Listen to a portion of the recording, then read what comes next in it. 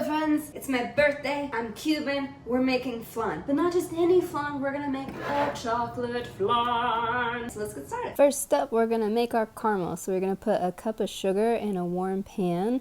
Then you're gonna add a little bit of water and let that dissolve. I like to add some lime juice in there too, just a couple of drops, and that will help it stop forming crystals so it won't seize. Then you're just gonna boil it until it starts to caramelize. Don't stir it with a spoon at this point because it will mess it up and then you'll have to throw it all away.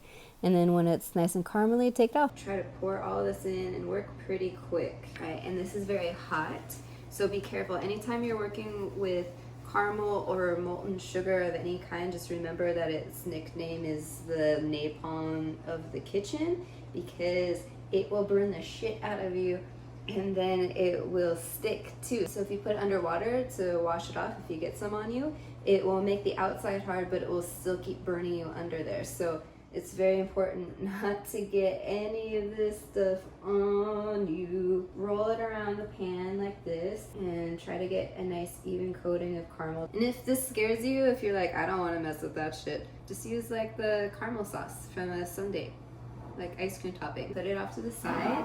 And now I'm gonna start making our custard, which flan is. Flan is actually a custard.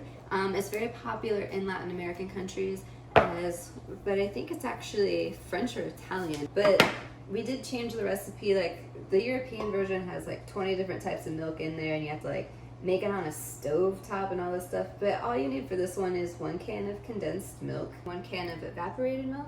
But yeah, that's what's cool about recipes is they adapt to wherever they are.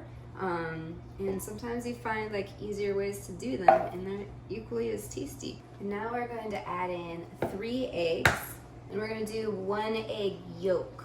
I like to do it in the shell.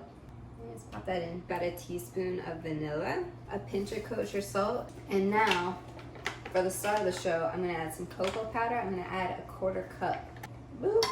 And we're just gonna blend. So we're just gonna pour all this in.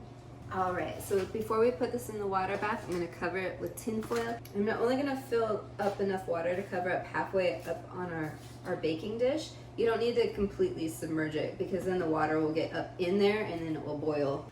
Okay, and then when our oven is ready, we'll pop this in.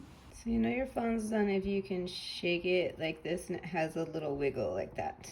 So we're gonna take this out, we're gonna let it cool. All right, it is the next day. After your flan has come to room temperature, you wanna cover it and put it in the fridge overnight so it can set up. So we're gonna take a butter knife and we're just gonna gently kind of trace along the outside rim, and that's just gonna help it separate. Here comes the fun part. So you're gonna cover your flan with whatever serving dish you're gonna put it on. And you're going to, and voila! If you want it to be thicker, you can make it in a smaller pan or like double the recipe. A really rich chocolate pudding with caramel. Enjoy.